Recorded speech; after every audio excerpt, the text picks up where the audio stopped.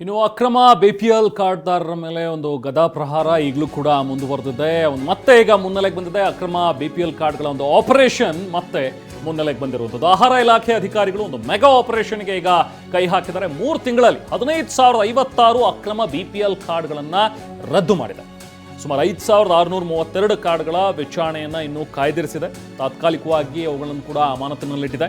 ಸುಮಾರು 3,90,000 BPL ಕಾರ್ಡ್ಗಳು APL ಆಗಿ ಬದಲಾಗಿದೆ.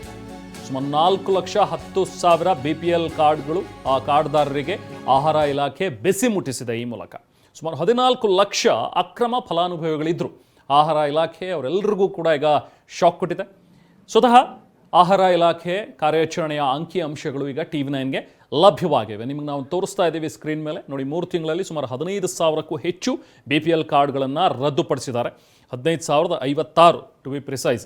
ಇನ್ನು ತಾತ್ಕಾಲಿಕವಾಗಿ ಇನ್ನು ಅಮಾನತಿನಲ್ಲಿಟ್ಟಿರುವಂಥದ್ದು 5,632. ಇನ್ನೂ ಕೂಡ ಅವ್ರುಗಳ ಪರಿಶೀಲನೆ ಆಗಬೇಕು. ಅದೆಲ್ಲವನ್ನು ನೋಡಿ ಅವುಗಳನ್ನು ಕೂಡ ಕ್ಯಾನ್ಸಲ್ ಮಾಡಬೇಕಾ ಅಥವಾ ಆ್ಯಡ್ ಮಾಡಬೇಕಾ ಅನ್ನುವಂಥದ್ದು ತೀರ್ಮಾನ ಮಾಡ್ತಾರೆ. ಇನ್ನು BPL ಇಂದ APLಗೆ ಬದಲಾವಣೆ ಆಗಿರುವ ಸುಮಾರು 3,90,000 ಕಾರ್ಡ್ಗಳು. ಇವರೆಲ್ಲರೂ ಕೂಡ BPLನಲ್ಲಿ ಇಟ್ಕೊಂಡು ಒಂದು ಸವಲತ್ತುಗಳನ್ನು ಪಡ್ಕೊಳ್ತಾ ಇದ್ರು. ಬಟ್ ಇವರು BPLಗೆ ಬರೋದಕ್ಕೆ ಅರ್ಹತೆಯೇ ಇರಲಿಲ್ಲ. ಇವರೆಲ್ಲರೂ ಕೂಡ APLನಲ್ಲಿ ಇರಬೇಕು.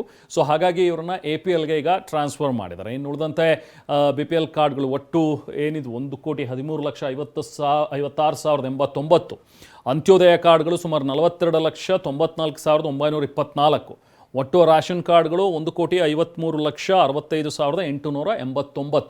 ರಾಜ್ಯದಲ್ಲಿ ಸದ್ಯಕ್ಕೆ ಚಾಲ್ತಿಯಲ್ಲಿರುವಂಥ ಪಡಿತರ ಕಾರ್ಡ್ಗಳಿವು.